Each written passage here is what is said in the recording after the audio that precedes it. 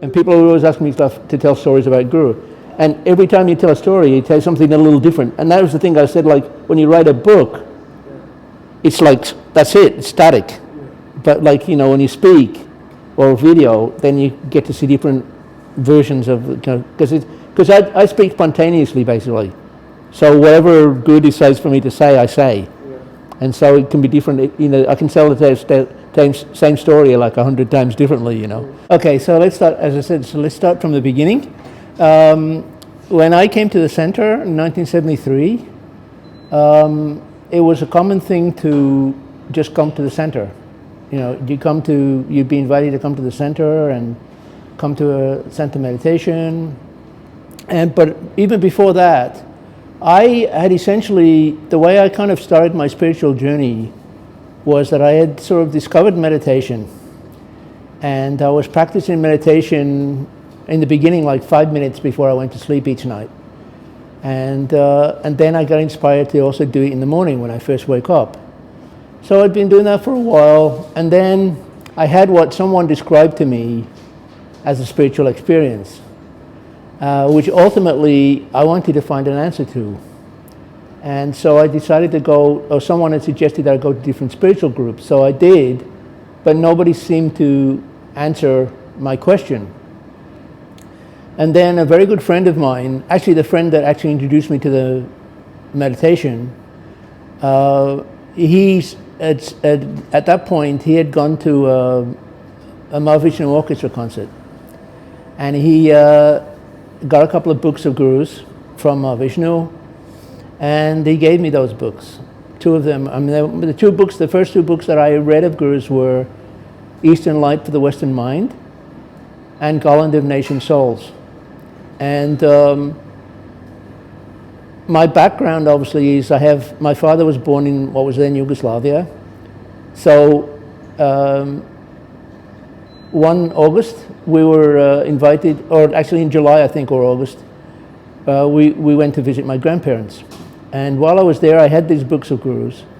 And I would go out into a field, sit on a rock, and start to read these books. And all of it, wherever Guru wrote, where Guru said, really seemed to make sense to me. And so I thought, well, maybe this is something maybe I'll find the answer there to this question of like what my experience had been. And so when I got back to the UK, my friend said that he had been to the center in London, and that you could just go there and see the disciples and experience the meditation. So he suggested that we go like on this weekend.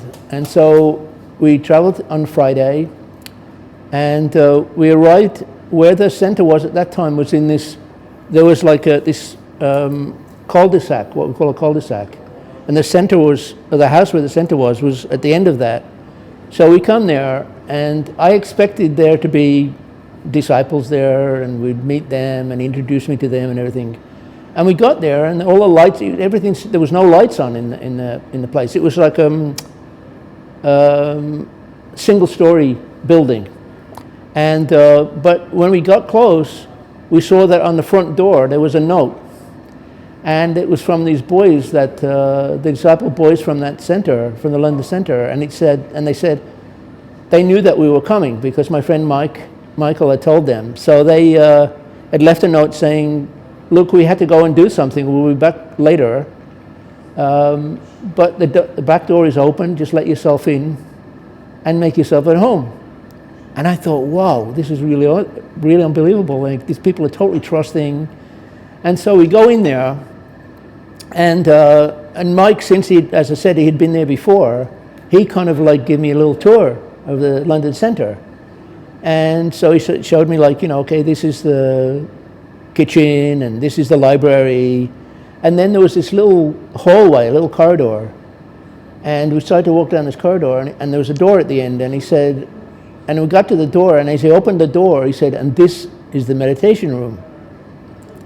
So I stepped forward, and I looked into the meditation room, and there was the shrine with Guru's Transcendental.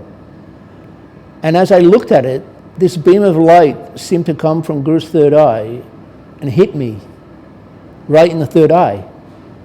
And suddenly I felt, this is where I'm supposed to be. And it was sort of like I was home. And essentially that this sort of question that I'd had from this spiritual experience that I'd had months before didn't seem to matter at all anymore, because I was where I was supposed to be. And I spent that weekend in the center and meeting the boys, meeting the rest of the center on Sunday and meditating with them, and then left on the Sunday. And I asked them actually during the day on Sunday, I asked them, so how do you become part of this group? And they said, well, you have to write a letter to Sri Chinmoy and ask him if he will accept you as a disciple. And you have to send a photograph. But because at that time, I had shoulder length hair and I had a beard and mustache. And they said, well, you know, it might be an idea to cut your hair short. Because I noticed that all the other boys had short hair. And they said, like, maybe shave your beard and so on. So on the Monday, when I was at home, I decided, okay, I'll go to the barber. And I had my hair cut short. But I was too afraid to cut both my beard and my mustache off. So I just shaved off the beard. And I had a mustache. And so it was really interesting, because I then became I went to college and so for a couple of years, and so I would visit the center in London on a regular basis. And then when I eventually moved to London, and Guru came, because Guru used to come basically every summer to Europe at that time, and it was mainly just like the UK and like Switzerland, I think, and maybe Italy. And so Guru wanted part of the sort of tour where he was going to give talks, because Guru gave talks at that time. He wasn't playing any instruments. And he was going to York to give a talk. They arranged for him, and that's where I had gone to college. So anyway, we went, and Guru gave a talk in this friend's meeting house. And then usually after Guru had given a talk, he would give prasad to the seekers, usually an orange, or the seekers would come and take. And so this was Guru's first stop after arriving in the UK. And so after the seekers had taken prasad and the disciples had taken prasad, he actually announced that, he said, this is my first day visiting my European disciples, so I would like to meet with them all, and it's been arranged that we have a room upstairs where everyone can meet. So of course Guru disappears, and we go up there, and as we enter into the room, Guru's standing there basically like receiving us as we walked in. And a little side story is, a few months before, I had been inspired to shave my mustache off, which I'd had for 3 years. And Guru had seen me with the mustache. And I had totally forgotten about it. But as I walked in front of Guru, Guru looked at me and he pointed like this and he went, "Where is this?" And I said, "Oh, Guru, I shaved it off like a few months ago." And he said to me, "Very good, very good." And then he said, and then one more thing. And he said, "I understand that you work at London Zoo."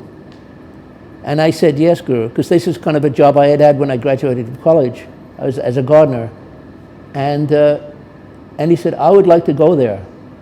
Can we arrange it?"